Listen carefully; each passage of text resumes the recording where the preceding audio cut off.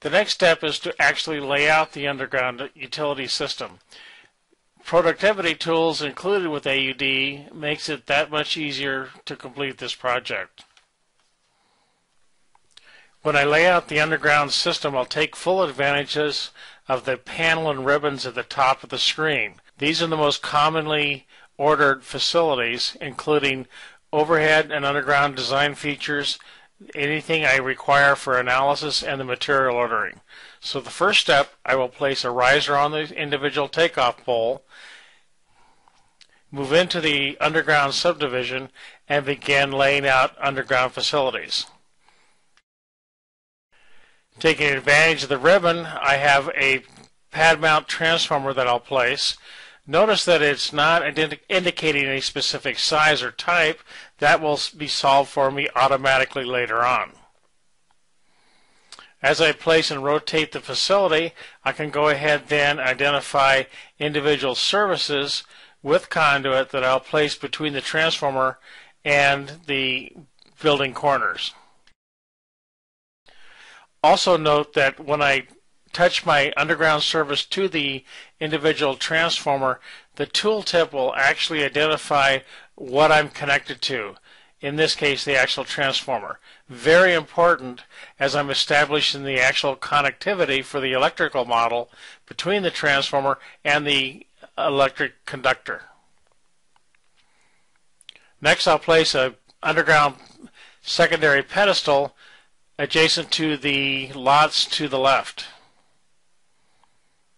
Once I place that pedestal or secondary handhole, I can go ahead and place the secondary conductor and conduit between that transformer and the secondary pedestal. Again, I choose conduit with secondary, not having to worry about the size of the cable to be installed, because AUD within the model will dictate that appropriate size depending on the load. I can use one of the tools and then simply offset to the property line in this case so that the secondary line is drawn properly.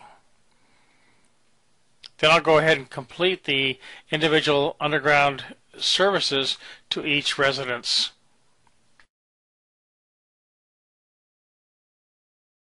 Also notice that the little green arrows dictate that pulling tensions have also been run within the model.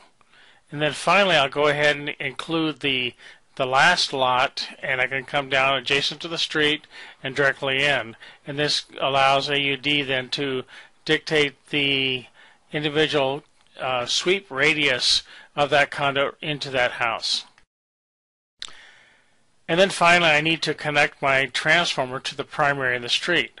So I'll go ahead and connect to the primary, jump out to the street, and then using the drafting tools, offset automatically to the property line out to the street, pick up the adjacent property line from the GIS data that I imported, come up the street to the area of the pole, and then come straight into the riser material set on the pole.